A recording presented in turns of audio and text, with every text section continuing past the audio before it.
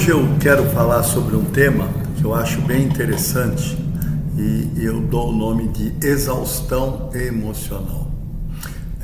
Falando de que muitas vezes a alma está sangrando e o que o mundo oferece são curativos paliativos que jamais vai proporcionar aquilo que é o necessário, que no fundo seria a cura.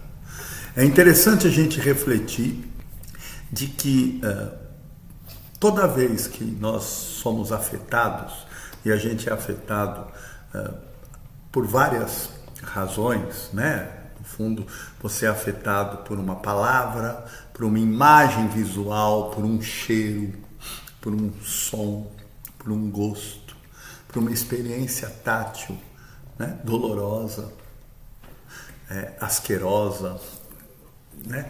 De alguma maneira horripilante, ou afetado por uma ideia, por uma lembrança.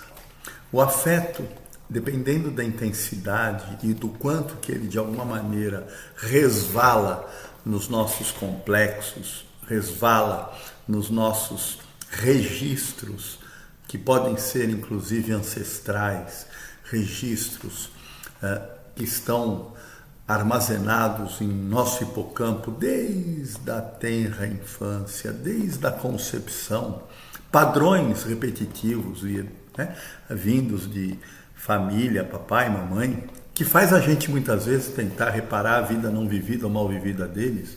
Não importa. Toda vez que você é afetado, mesmo por algo que está completamente inconsciente, na forma de engramas, inconscientes, esse afeto, se ele tem uma intensidade de ativar um complexo, ele vai produzir emoção. Emoção, como o próprio nome diz, do latim emotionare, emotion, no inglês, movimento para fora. Quando a gente é tomado por uma emoção, significa que a energia psíquica deixou de ser administrada, gerida pelo ego e passou a ser administrada, gerida pelo próprio complexo que foi ativado. A partir de então, o complexo vai ganhando autonomia.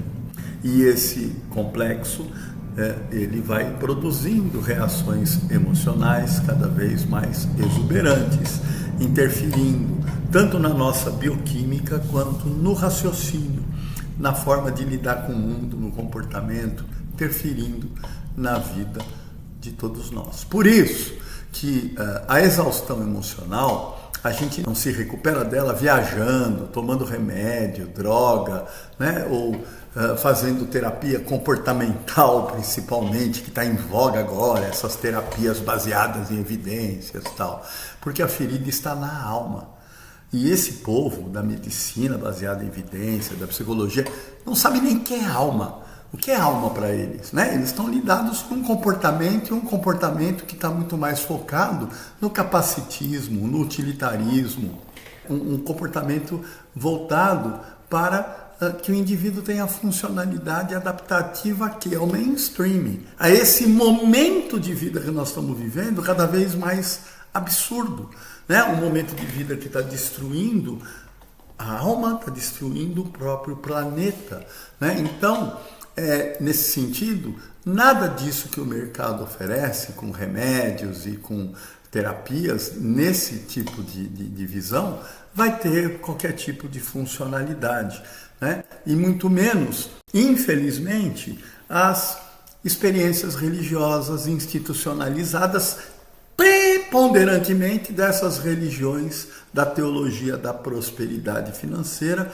que nem sabem mais também o que é alma, ficam só ameaçando que você tem que pagar os seus dízimos e fazer suas oferendas e seguir tudo aquilo que o líder religioso quer que você siga, inclusive politicamente, obviamente sempre pensando no poder, e a gente bem sabe, como Jung nos ensina, que se tem poder, não tem amor. Então, o esgotamento desta energia, que deveria ser gerida pelo ego, vai para onde? Vai para o mundo interno. E a alma fica completamente dissociada da vida daquele indivíduo, e o indivíduo fica desalmado ou desanimado. E aí recebe remédios, antidepressivos, estabilizantes de humor, remédios para dormir, né? Esse mar de medicações psicoativas para quê? Para fazer a pessoa continuar fazendo nada além de produzir aquilo que o mercado quer que ele produza, aquilo que essa medicina da sociedade de consumo quer que ele reproduza.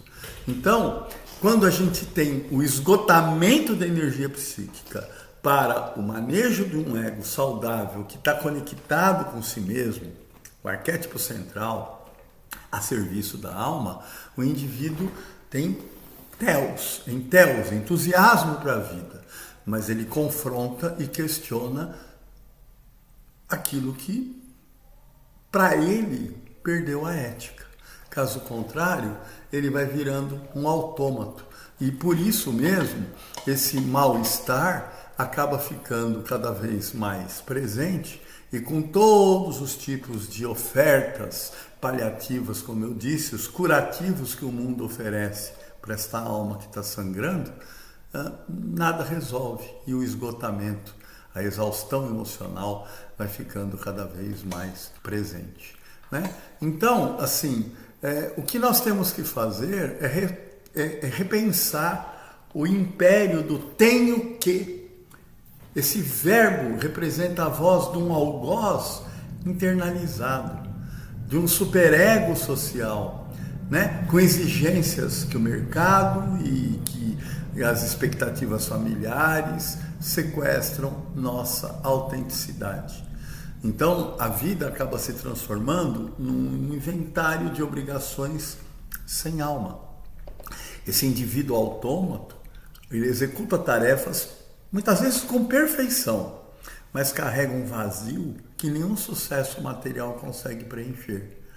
E isso eu acompanho há 40 anos, atendendo indivíduos altamente bem-sucedidos que conseguiram formar um patrimônio material enorme e estão completamente esgotados, vivendo uma vida sem propósito, sem sentido, sem significado e atormentados pelo próprio mundo interior deles e vindo com sintomas cada vez maiores, tanto psíquicos quanto físicos, quanto relacionais, né? Então, isso é culpa desse reducionismo científico, desse mercado baseado em evidências, como eu já disse, que fragmentou o homem, né?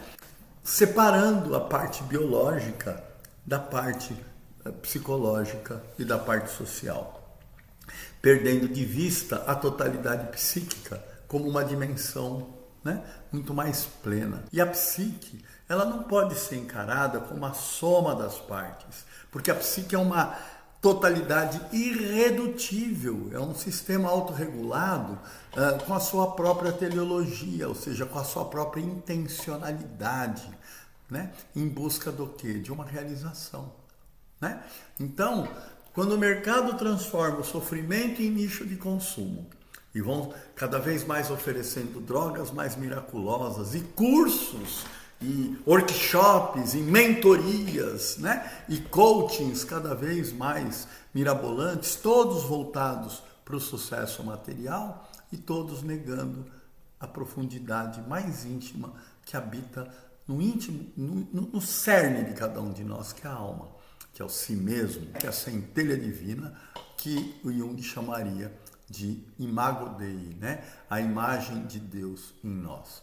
E é uma pena, porque as religiões, como eu já disse, se tornaram também um grande teatro em busca apenas de enriquecimento das suas lideranças. Haja vista que nós temos, por exemplo, um dos 4, 5 homens mais ricos do Brasil, é um pastor, né, que montou lá uma grande instituição, né, cheia, né, de franquias, que é a Igreja Universal do Reino de Deus, né?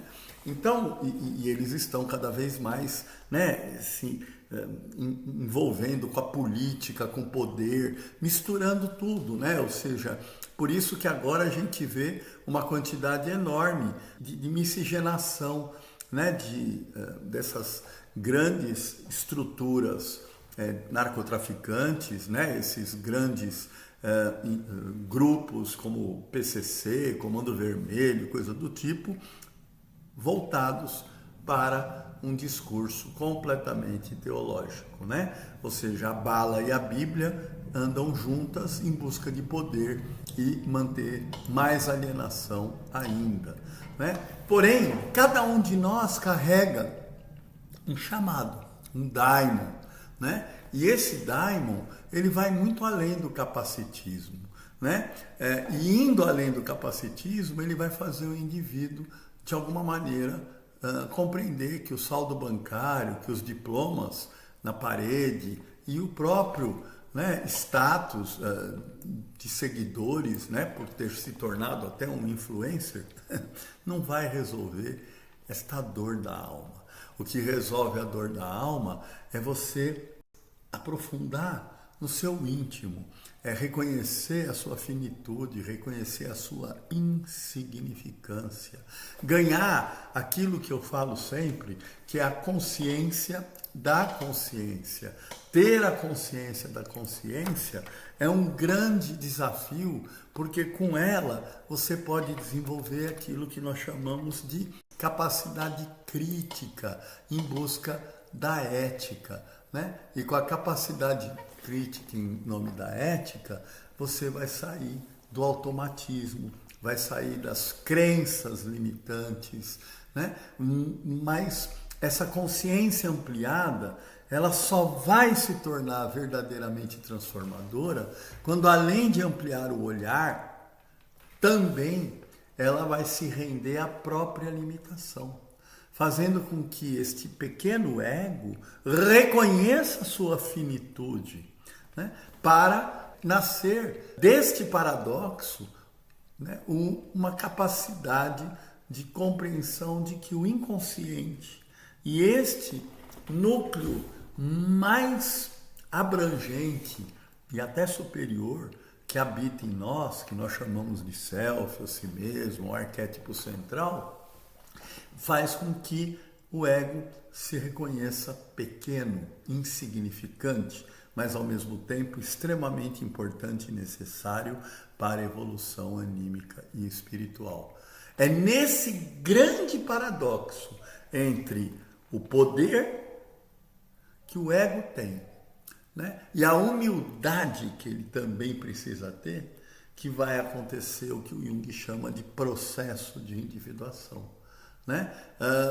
Isso vai fazer com que a vida ganhe sentido, ganhe propósito e que o indivíduo consiga desenvolver o amor pelo próprio amor, começando a partir do autoconhecimento no amor próprio, para que depois ele possa amar o próximo. Porque ninguém pode dar o que não tem, mas também ninguém recebe o que não aprendeu dar. Por isso que é só nessa condição que a gente pode compreender que o verdadeiro sentido da vida é servir à generatividade, ou seja, às futuras gerações. É plantar sabendo que quem vai comer esse fruto talvez nunca seja você, mas que você está deixando um legado de evolução, um legado de crescimento, um legado de amor. Por isso, sair dessa esteira rolante do automatismo cotidiano, né, para entrar na dança ativa com o nosso destino, aceitando, reconhecendo e servindo a alma, é o verdadeiro sacro ofício. É como se a gente tivesse agora reconectado, um relegere, é dar atenção verdadeira para este sagrado, para esse divino que habita em todos nós, né? Para que possamos servir a nossa essência. Só é possível ser verdadeiramente livre quem compreende essa refinada arte de pertencer através do amor. Por isso, é neste contexto que eu chamo vocês para refletir. Espero ter contribuído com essa reflexão e ajudado a vocês pensarem um pouco no sentido do sofrimento sem nome do sofrimento, sem uma causa específica. Não é o que eu como, não é o que eu faço, não é o que eu deixo de fazer para fora. É como eu estou lidando com esse mundo interno. Grande abraço, até uma próxima.